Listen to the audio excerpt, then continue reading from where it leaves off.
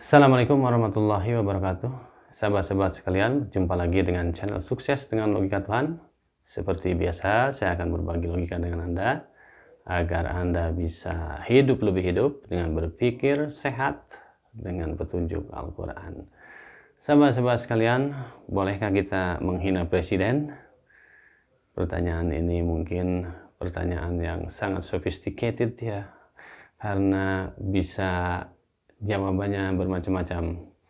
Tapi dalam hal ini saya tidak akan masuk kepada dukung atau tidak mendukung kepada siapapun yang saat ini menjadi pemimpin. Tapi saya akan berbicara betul berdasarkan sudut pandang dari Al-Quran yang saya pahami berdasarkan pemahaman dan berdasarkan tafsir yang saya ikuti dari para ilmu tafsir yang sudah lebih dahulu mengembangkan.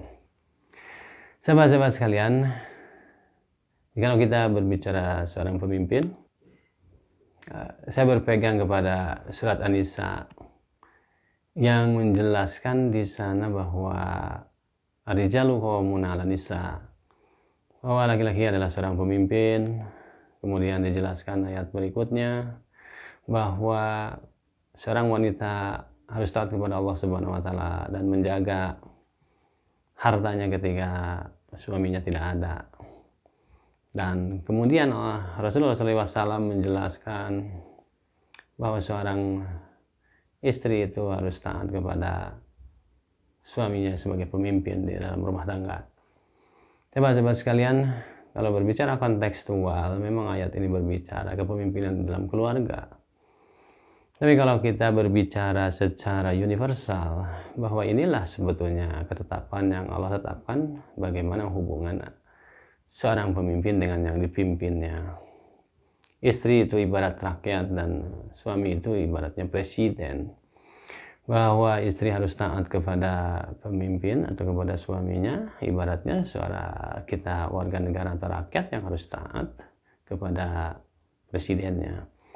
Dan seorang rakyat juga harus menjaga presidennya, tidak boleh menghina dan tidak boleh menghujat.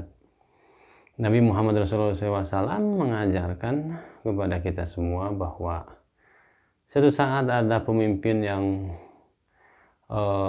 sangat tidak berpedoman kepada ayat-ayat Al-Quran, sehingga dikatakan bahwa hatinya iblis dan jasadnya manusia. Lalu sahabat bertanya apa yang harus dilakukan, maka Nabi memerintahkan harus tetap taat, harus tetap mendengar apa yang dikatakannya, dan harus tetap sabar sekalipun pemimpin memukul punggungnya. Ini seperti seperti Nabi kita mengajarkan satu hal yang bersifat nerimo atau satu hal yang bersifat fatalisme.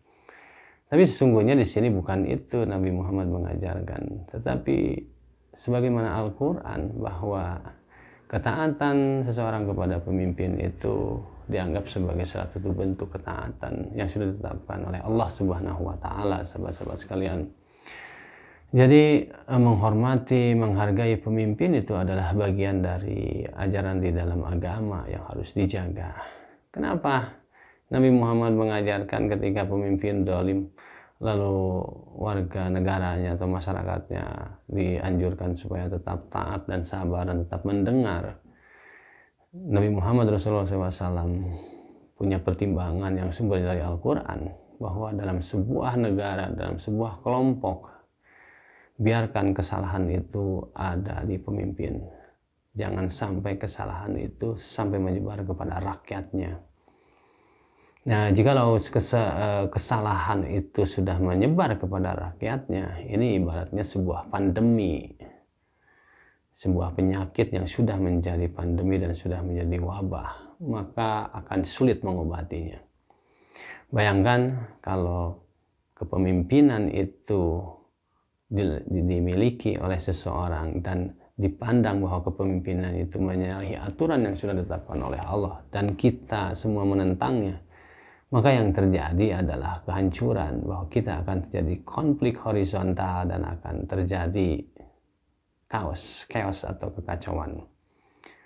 Nah, jadi Nabi Muhammad Rasulullah SAW sudah mempertimbangkan itu, bahwa ketika ada pemimpin yang zalim, sekalipun dia bersikap keras dan melakukan kekejian, maka Nabi Muhammad menganjurkan tetap bersabar dan tetap mendengarnya. Kenapa? Karena supaya kesalahannya tetap saja ada pada pemimpin. Sehingga sekalipun pemimpinnya zalim, pemerintahan akan tetap berjalan, kehidupan akan tetap damai, ekonomi akan tetap normal.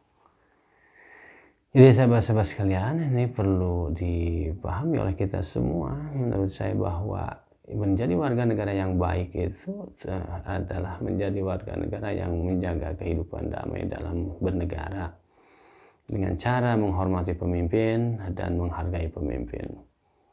Dan bagaimana kalau pemimpin-pemimpin itu zalim, melakukan satu tindakan-tindakan yang maksiat, maka Allah sudah menjanjikannya bahwa mereka akan mendapatkan azab dari Allah Subhanahu wa taala. Biarkan Allah untuk menghukum mereka.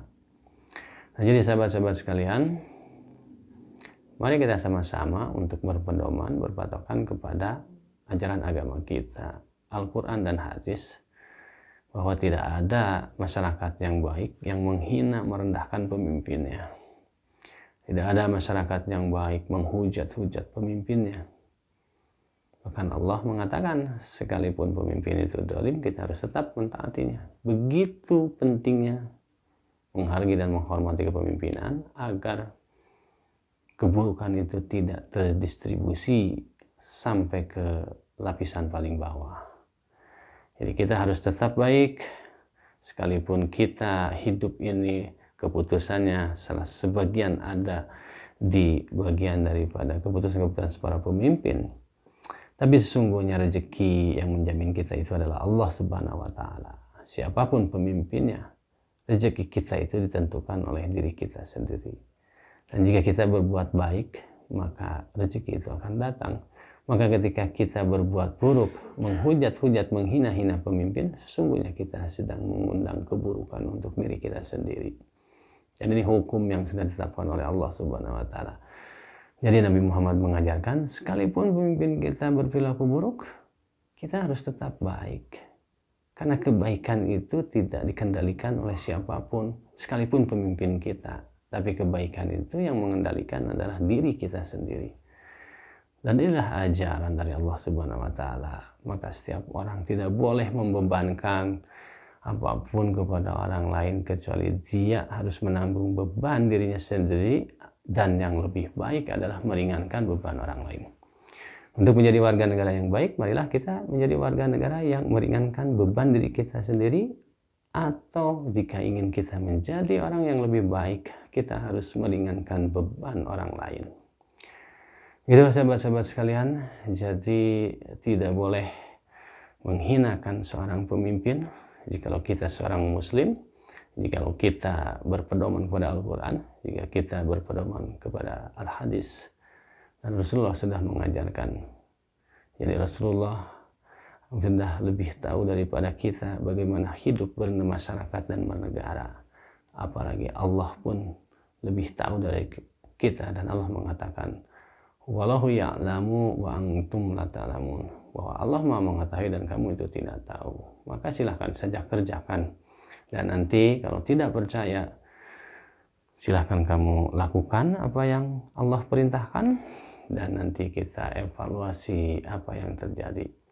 Dan dijamin kalau kita taat kepada Allah Subhanahu wa taala, maka Allah menjanjikan keberuntungan yang besar. Sebagaimana Allah janjikan bahwa kepada orang-orang beriman dijanjikan keberuntungan yang besar dan tidak akan pernah mengalami putus sampai pada akhir hayatnya. Nah, demikian sahabat-sahabat sekalian, sebagai sudut pandang yang saya kembangkan dari pola berpikir Al-Quran dan dilengkapi dengan hadis yang sahih, dan mudah-mudahan ini menjadi satu pemahaman yang bisa membuka sedikit celah bagaimana kita membangun sebuah negara yang damai. Karena tujuan dari agama Islam itu adalah mewujudkan perdamaian di muka bumi ini.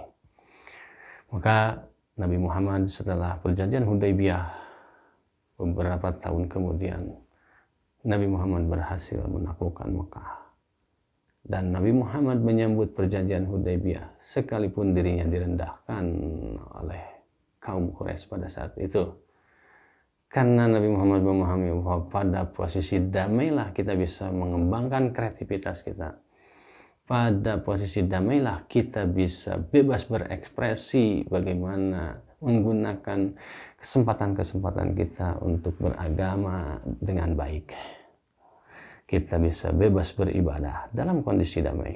Dalam kondisi perang, kita beribadah tidak nyaman, ekonomi tidak berjalan, kehidupan merasa terancam, dan sebagainya.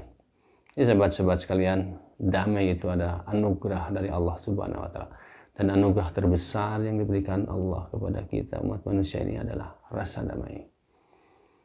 Sahabat-sahabat sekalian, marilah kita ciptakan hidup yang damai dengan menghargai pemimpin-pemimpin kita, siapapun pemimpinnya, karena dia sudah ditetapkan oleh Allah Subhanahu wa Ta'ala, dan sebagai rakyat kita juga ditetapkan oleh Allah Subhanahu wa Ta'ala untuk menghargai dan menghormati mereka, sahabat-sahabat sekalian.